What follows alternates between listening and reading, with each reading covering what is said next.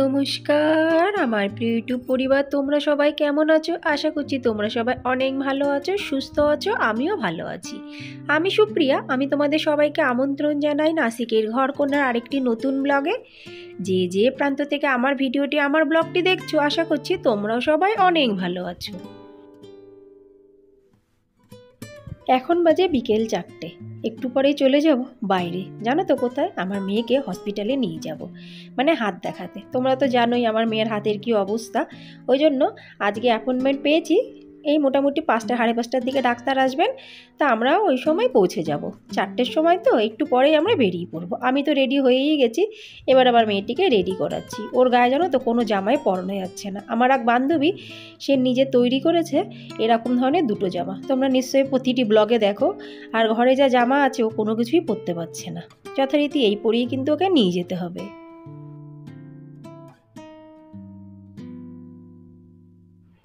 আজকে সকালবেলার থেকেই না আমার মনের মধ্যে বিভিন্ন ধরনের চিন্তাভাবনা আসছিল। কিছুটা খারাপ, কিছুটা ভালো, কিন্তু সেগুলো কারোর সাথে বলা যাচ্ছিল না।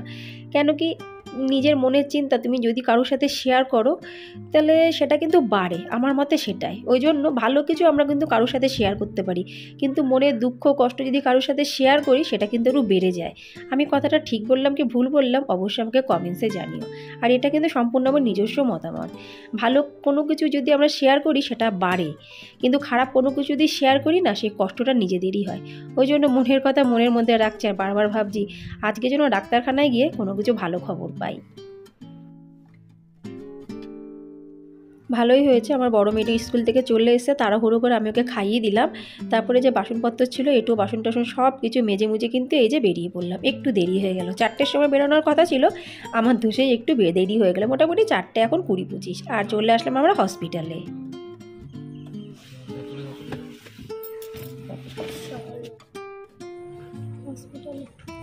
আমরা হসপিটালের ভেতরে আছি, কোথায় যাবো কিন্তু।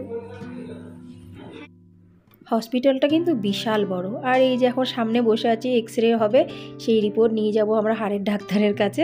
আর এই দেখো আমার মেয়েকে যারা যারা দেখতে এসেছে সবাই কিন্তু এই যে প্লাস্টারের পরে তাদের নিজ নিজ মতামত লিখেছে। আমিও কিন্তু ছোট্ট করে লিখেছি, তোমরা যদি খুঁজে পাও খুঁজে নাও। প্রতিদিনকার মতো আজকেও কিন্তু তোমাদের সঙ্গে দুটো কমেন্টস আমি অবশ্যই শেয়ার করব। রাজেশ বর্মন নামক যে বান্ধবীটি কালকে মেসেজ করেছিল যে দিদিভাই তোমার ভিডিওটা আমার খুব ভালো লাগে, আমি সবসময় দেখি, সেই বান্ধবী আজকে মেসেজ করেছে, মানে কমেন্টস লিখেছে যে আমার নাম মনালি। তো সরি বান্ধবী, তুমি তো তোমার নাম লেখোনি, ওই জন্য কিন্তু আমি তোমার নামটা জানতাম না, কিন্তু যেহেতু তুমি তোমার নামটা আবার লিখে দিয়েছো ওই জন্য কিন্তু তোমার নামটা আমি আবার বললাম। তার নাম হলো মনালি বর্মন। ঠিক আছে বান্ধবী, তা আশা রাখছি বান্ধবী তুমি তোমার কমেন্টসের উত্তরটা জানতে পেরে গেলে। দিল্লিতে থাকে যে দিদিভাই, সেই দিদিভাই একটি কমেন্টস লিখেছে, খুব মজাদার কমেন্টস, বিউলির ডাল তো করেছো, তার সাথে যদি একটু আলু পোস্ত হতো তাহলে কিন্তু জমে যেত। সত্যি গো দিদিভাই, সত্যি জমে যেত। একদম ভালো কমেন্টস করেছো তুমি, বেশ মজা লাগলো পড়ে। কিন্তু বাস্তব কথা, আমার কাছে পোস্ত নেই। আর নাসিকের পোস্ত না কেমন ন্যাতন্যাতে টাইপের। আমাদের ওদিককার পোস্তগুলো যেমন খেতে ইচ্ছা করে একটা গন্ধ বেরায়, সেটা কিন্তু এখানে পাওয়া যায় না। ওই জন্য পোস্ত যেহেতু নেই সেহেতু আলু পোস্তটা ভেবেও আমি আর করতে পারলাম না। যাই হোক, তুমি যে লিখেছো, তুমি যে এত সুন্দর কমেন্টস করেছো, আমার কিন্তু বেশ ভালো লাগলো।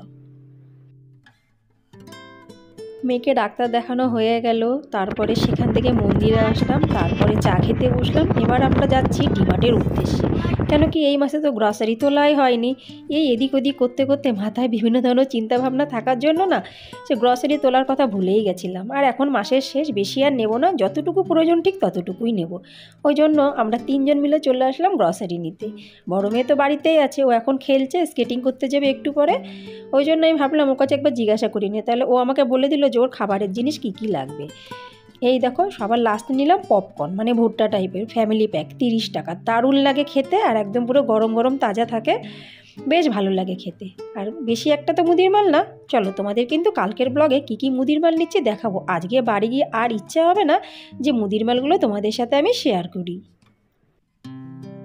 সেই বিকেল 4:30টের দিকে ঘরের থেকে বেরিয়েছিলাম, আর এখন বাজে মোটামুটি 15টা। তারপরে আসলাম এই যে একটা মিষ্টির দোকানে। ভাবলাম একটু দই বড়া নেব, খুব খিদে পেয়েছে সবারই। তা দই বড়া নেবো ভেবে দেখলাম জিলাপি আছে, দই বড়া আছে, কচুরি আছে, সিঙ্গারা আছে, প্যাটিস আছে, দুনিয়ার জিনিস আছে। সে তখন দই বড়ার কথাটাই মাথা থেকে ফু হয়ে চলে গেল।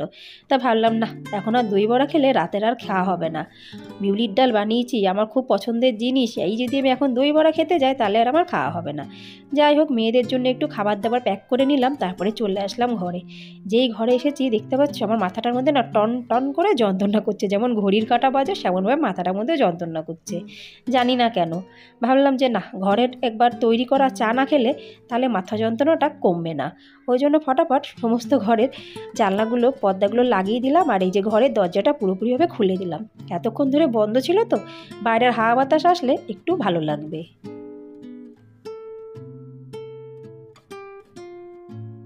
এই দেখো, এই জিনিসটি নিয়ে এসেছি, এটির দাম হলো 50 টাকা। কি জানি, আমার তো সব ভালোই লাগে না, আমি একটু অন্য ধরনের ভাজাভুজি টাইপের জিনিস খাই, কিন্তু মেয়েরা এই যে পাউয়ের জিনিস পছন্দ করে। যাই হোক বাবা, আমি আমার চা বসিয়ে দিই, চাটা খাওয়ার পরে মনে হয় একটু ভালো লাগবে। আর এই যে ফ্যামিলি প্যাকেট পপকর্ন নিয়ে এসেছি, এইটা এখন ডাব্বাতে ঢেলে রাখবো। আমি একটা টেস্ট করলাম, সত্যি গো খুব ভালো লাগে গো খেতে। অফ টাইমে বসে না বাটি বাটি আমি নিজেই খেয়ে নিই। চা খাবো, তারপরে মেয়েকে নিয়ে একটু পড়তে বসাবো। কেন কি, ওর স্কুল থেকে অনেকগুলো পড়া এসে গেছে মোবাইলে, প্রতিদিনই আসে হোয়াটসঅ্যাপে, কিন্তু আজকে ভেবেছি ওকে নিয়ে একটু বসবো, দেখবো যে কী কী ওর দরকার। আর ওর সমস্ত বইগুলো নিয়েও আমি চলে আসলাম। তারপরে চাটা হয়ে গেলো, চাটা নিয়েও চলে আসলাম। চাটা খাচ্ছি আর ভাবছি রাতে কি করব। শুধু তো বিউলির ডাল দিয়ে হবে না, পটল ভেজেছিলাম সেটা তো দুপুরেই মোটামুটি খাওয়া হয়ে গেছে, 1-2 পিসই বাকি আছে। আর কি কোনো ভাজাভুজি করবো না, একটু ডিম ভাজা করব। আমাদের বাঙালিদের না খাওয়ার শেষ নেই, সকালে খেলে দুপুরের চিন্তা, দুপুরে খেলে রাতের চিন্তা, রাতে খেলে তার পরের দিনের চিন্তা।